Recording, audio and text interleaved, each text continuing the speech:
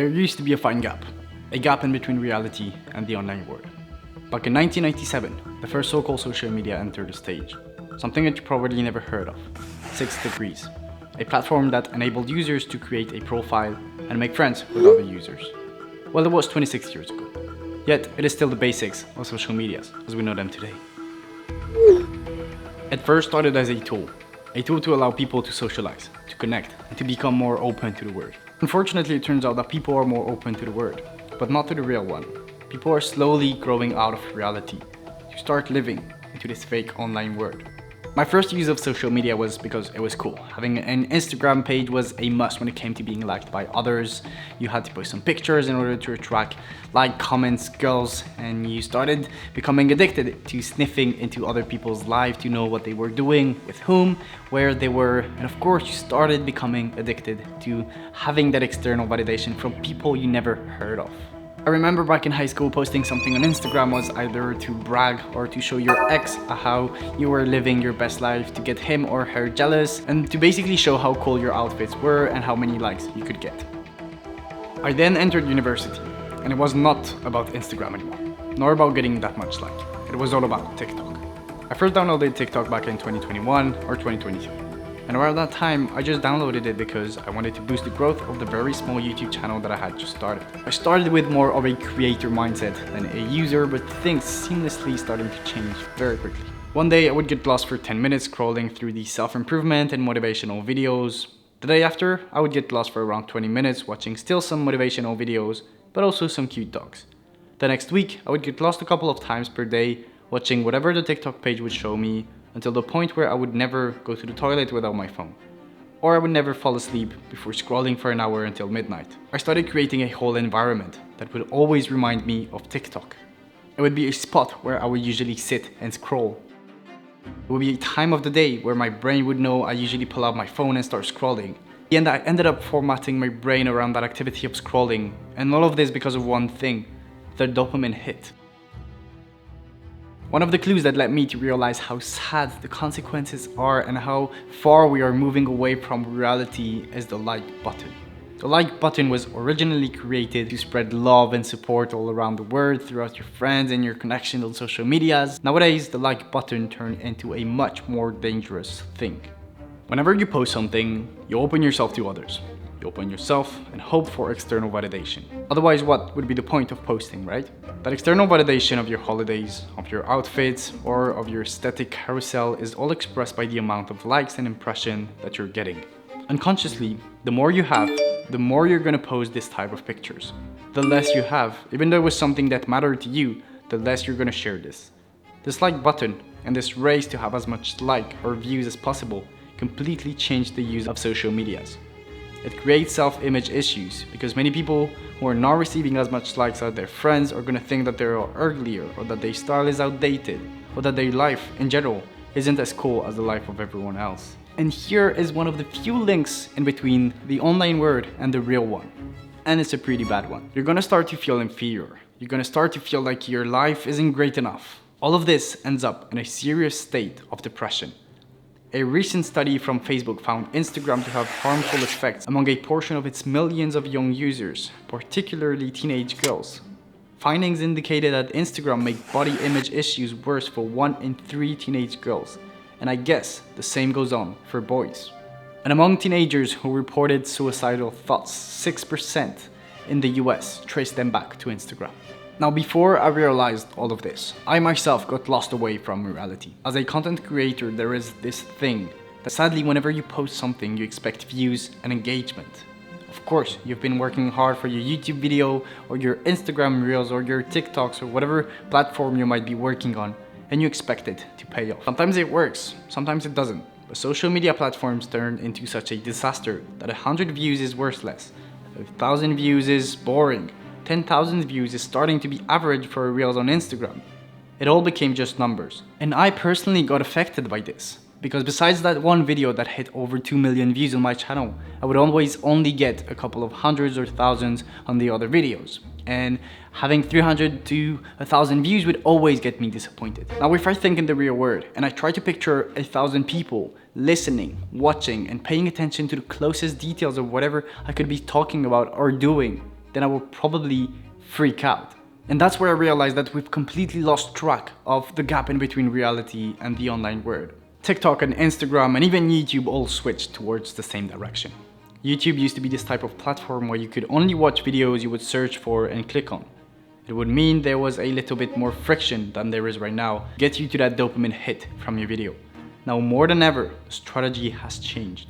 In case you didn't notice by yourself, it now only takes one click, the click to open your app, in order to dive straight into an infinite pool of content. From your most searched topics to adorable little dogs or DIY vids that you don't even care about, the endpoint is the same. No more friction, high retention. Everything is made nowadays with such an intention of catching your attention. Ads, recommendations, recommended searches that could interest you. We all think that we are users of Instagram, TikTok, YouTube, or whatever platform we might be talking about, but in reality, we're just used by them. Used to sell advertisement, used to stay on the app and make them millions, used to just become a zombie. Okay, yeah, that was maybe just a bit too dramatic. I myself saw how badly my attention span dove. I sometimes find myself too lazy to be watching a YouTube video that lasts for 10 or 15 minutes just because my brain knows that I could probably get the same results from a 30 to 60 seconds TikTok or Instagram Reels. But my attention span also dove when it comes to getting some work done, when it comes to writing a script for a YouTube video or shooting or editing or basically for anything that requires focus and effort over a long period of time. Your brain is an amazing machine and it can achieve amazing things, but no matter who you are, your brain is stupid and will always choose and go for the easiest ways rather than the hard ones. With social medias, the use has never been that easy. You just have to pull out your phone out of your pocket, open your app, and you're ready to feed your brain with an infinite amount of dopamine. The same goes on for TikTok, Instagram, or YouTube, with their own short feature. Now, why is it that bad? Well, in my own experience, the consequences of this are that social medias are slowly but surely starting to ruin our generation.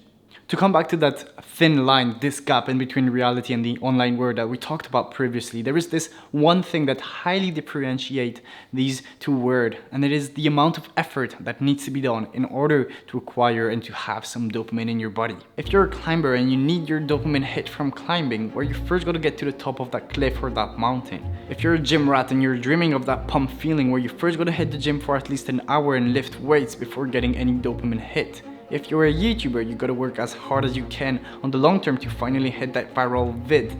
All of these examples illustrate the reality of life, the life in the real world. And all of this to say that you don't get anything in life without doing anything. And on the other side, social media and scrolling allowed all human beings to fuel their dopamine levels while being completely passive and inactive. You could be scrolling for hours and hours and still be getting triggered by some videos that will make you happy on a very, very short period of time. Now the consequences are so bad that all of this is turning us and our generation into real zombies. I used to not want to do anything in my days simply because it would require too much effort in order to be happy. I would not have any progress on my project because it would mean too much work in order to get any dopamine hit or results. Dating is very different and your vision is completely biased when you can watch the top models online dancing or whatever you can find them doing. You raise your standards and think that the way people look online is the way they look every single day. You therefore get less attraction to the real world girls or boys and you passively become a being living into this fake online world. I also started realizing that all of this was becoming a bit extreme whenever I found myself watching this video of this random person doing his thing and I was at my place sitting down watching into the life of someone that I didn't know, and somehow this person was preventing me from living my own life and doing my own thing, and somehow this person was basically stealing my time. From this one moment I realized that it was about time to start changing. I still am a creator, and social medias are a growing business for small individuals like me. And if you know how to use them well with a conscious use, then you can be absolutely proud of yourself, and I'm sure you're doing amazing things, or if not yet, well, great things will come.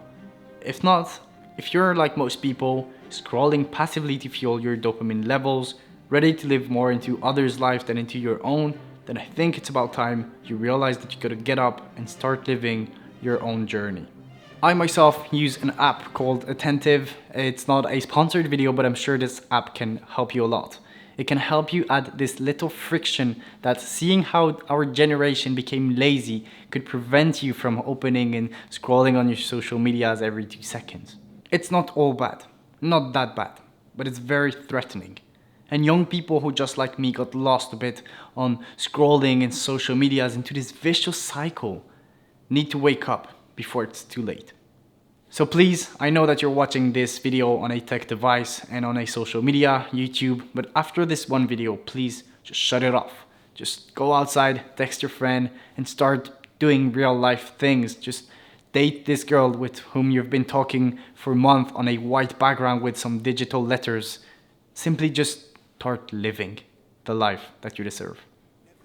And anyways, thank you so much for watching. I hope that you found something interesting in this video. And as always, I'll meet you in the next one. Bye-bye.